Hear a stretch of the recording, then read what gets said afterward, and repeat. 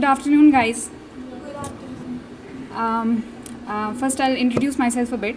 My name is Kubra Nazir. I secured rank 41 this time in KS 2018, and it was my second attempt. So I graduated in 2016 from St. Stephen's College, Delhi University. After that, I graduated in 2016 and I appeared for the KS 2016 for the first time, and I could not get through, obviously, which is why I'm here right now. So I was dropped in the interview stage, and it was heartbreaking, obviously. But yeah, I'll talk about that later, why I got dropped, why I couldn't get through in that one. So talking about the strategy in this one, in this KS examination, I think Kamala has touched most of the things that I wanted to talk about. It's hard work is needed, note making, she talked about that elaborately.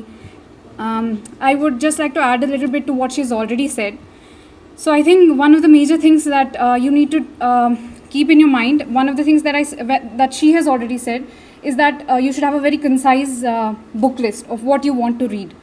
टशन में कभी कभार ऐसा हो जाता है, you start reading fancy books, ऐसे सोचते हैं हम लोग कि बाकी से डिफरेंट होना है, तो वो उस चक्कर में हम लोग कुछ और पढ़ लेते हैं यहाँ वहाँ जो टफ बुक्स हैं. But there are no substitutes to NCERTs, there are no substitute to standard books like Laxmikanth, like Spectrum, और if even you can even read some other book. But यही स्टैंडर्ड बुक्स हैं कुछ जो आपको you have to stick to those. Revision is the key. She is already, I think उसने बहुत अच्छे से बोला, रिविजन बहुत ज़्यादा इंपॉर्टेंट है उन चीज़ों का जो आप ऑलरेडी पढ़ चुके हैं, तो वो बहुत की है. बाकी आई थिंक दूसरा चीज़, why I failed in my first attempt is because of over confidence. मैं इतनी ओवर कॉन्फिडेंट थी कि मुझे लग रहा था मैं तो कर ही लूँगी, it's not that big a deal, but it is a big deal. So you please do not be over confident. Make sure that you should be confident, you should know that you can do it. Others can, we could, so you can too. वो ध्यान में रखना है, but over confident नहीं होना है. That brings me to my second point कि over confidence नहीं होना चाहिए, लेकिन you should be confident enough, you should be hopeful enough, you should have faith in your self, know that you can do it. So वो चीज़ें, ये qualities की बात है. मुझे लगता है you should not be over confident, you should be hard working. Hard working is obviously the key. There is no second to hard work. You can not get through without hard work. कोई भी ऐसा नहीं है hard work के बिना आया है. तो टॉकिंग अबाउट द, अब मटीरियल की बात क्या की है, आई थिंक वो कामिला बहुत चीज़ें बोल चुकी हैं. I agree with those. Specifically I want to talk about ethics because that is what sir also said कि एथिक्स के बारे में बात करें. और वैसे भी it's one of the things that I think is the key to the mains examination. 3 चीज़ें हैं जो मुझे लगता है मेंस, बिकॉज प्रीलिम्स तो बस क्वालिफाई करना है, तो वो हो जाएगा qualify if you work hard enough. But mains में ज़्यादा स्मार्टली 3 चीज़ों में मुझे लगता है फोकस करना चाहिए. Your essay, your ethics, I mean the ethics paper, that is GS4, and your optional. So we all know these things, लेकिन हम थोड़ा कभी कभार इग्नोर कर देते हैं. So make sure that you, अगर आप लोगों को लगता है आपकी राइटिंग स्किल्स उतनी अच्छी नहीं है, सबकी नहीं होती अच्छी, तो प्लीज़ ऐसे आप लिखा कीजिए. महीने में 2 बार भी लिख दे तो चलेगा. राइट आफ्टर एवरी 15 days और something, that is enough. But do focus on that, क्योंकि वो मुझे लगता है ब्राउनी पॉइंट होता है. If you do well in the essay paper, to be honest मुझे लगता है मेरा अभी हमारे मार्क्स नहीं आए, but I am hoping to get really good marks in essay. मुझे लगता है उसने मुझे क्योंकि मैं अभी उस पर आऊँगी, मेरा ऑप्शनल पेपर 1 उतना अच्छा नहीं गया था, but because of the other papers, because of my focus on essay and ethics, I think I could get through. So essay पे फोकस कीजिए. Write as many essays as you can, and notice your, just make sure कि आपका जो वाला आपका strong area है उस पर आप ऐसे लिखिए, क्योंकि 2-3 एसेज आते हैं, आपको पता है, उनमें से चूज़ बहुत वाइजली करना है.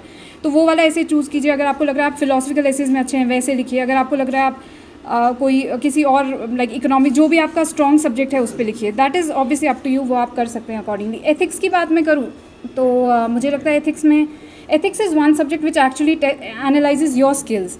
बाकी 3 पेपर्स मुझे लगता है GS1, GS2, GS3 ऐसे हैं कि करंट अफेयर्स आपने जो किया है, जैसा पढ़ा है वो टेस्ट होता है आपका. बट 4 में ऐसा है, GS4 में एथिक्स में ऐसा है कि आपने अगर वो बहुत अच्छे से आपके अगर स्किल, एनालिटिकल स्किल्स आपके अच्छे हैं, अगर आप लोग अच्छे से सॉल्यूशंस दे पाते हैं, तो वो मुझे लगता है बहुत हेल्प करता है.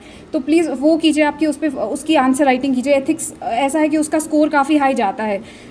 ये आप लोगों को शायद पता होगी, GS1, GS2, GS3 जो है उसका स्कोर वारी नहीं करता बहुत ज़्यादा. एटलीस्ट UPSC में तो नहीं करता, और इस टाइम भी KS में वैसा ही पैटर्न है, तो उनमें उतना वैरी नहीं करता है. But GS4 is something that I think everyone should focus on. तो उसमें आप प्लीज़ मेक श्योर कि आप उसका प्रैक्टिस अच्छे से करें। प्लीज़ मेक श्योर आप जो भी सिलेबस को बहुत अच्छे से, मेरा स्ट्रैटेजी ऐसा रहा है कि मैं एक एक वर्ड जो एथिक्स का होता है उस पे मैंने मतलब फॉर इंस्टेंस कुछ भी इमोशनल इंटेलिजेंस है, so you should know all the example, obviously you should know the concept very well so that you are able to write. रट्टा डेफिनेशन करने से कुछ नहीं होगा, you should know actually what to write, you should have a good understanding of what it is all about. So make sure कि हर कोई topic जो है, मैंने वैसे किया, to be honest I did not refer to Lexicon, I read the Lukman notes, आप लोगों को पता होगी शायद, तो वो मैंने पढ़े थे। बट वो भी मैंने ऐसा नहीं कि मैंने याद किया, और वो I just to get the basic understanding of every topic in the syllabus for ethics I read the Lukman notes. उसके बाद आई हैड एग्जाम्पल्स, मैंने एग्जाम्पल्स हर वर्ड से रिलेटेड, इमोशनल इंटेलिजेंस से रिलेटेड, एटीट्यूड से रिलेटेड, एप्टीट्यूड से रिलेटेड अपनी एग्जाम्पल्स, क्योंकि वो उसमें काम आती है, वो आप कोट करें आंसर में, तो I think that really helps. So ethics में वो उस चीज़ पे फोकस कीजिए। Ethics is, to be honest, I think it's the easiest paper out of the 4 and it is the most scoring.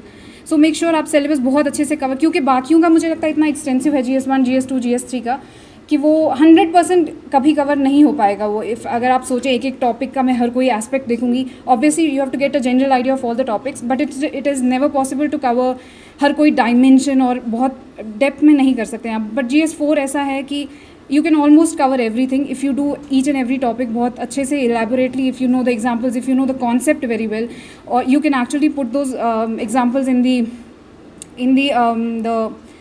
the questions, वो जो केस स्टडीज़ में कर सकते हैं। I'm sorry I couldn't find the word, case studies में आप वो coat कर सकते हैं, तो वो बहुत हेल्प करता है। तो एथिक्स का ये है, ऐसे का ये है। और optional you should focus on, I think मेरे बहुत बेटर मार्क्स आते अगर मैंने ऑप्शनल पे थोड़ा और ज़्यादा फोकस किया होता। तो ऑप्शनल को फॉर ग्रांटेड मत लीजिए। पेपर 1, पेपर 2 ऑप्शनल भी ऐसी चीज़ है, that is also brownie point. जैसे मैंने कहा ये 3 चीज़ें बहुत इंपॉर्टेंट है, तो वैसे ही आपको मुझे लगता है ऑप्शनल पे यू शुड फोकस इक्वली। उसमें ऑब्वियसली सबका डिफरेंट ऑप्शनल है, so I can not quote my optional was political science. तो आपका जो भी ऑप्शनल है प्लीज़ मेक श्योर कि वो बहुत अच्छे से आप करें। मेरा कुछ लूप होल्स रहे फर्स्ट पेपर में, तभी आई थिंक मेरे बेटर मार्क्स होते आई थिंक इससे, तो वो उस पर फोकस कीजिए आप। Other than that I think everyone can do it, मुझे लगता है हर कोई इंसान कर सकता है। आप लोग यहाँ पे हैं, that means you really want to crack this exam, and I think you will इंशाल्लाह। I hope to see all of you someday in the list. All the best, all the very best.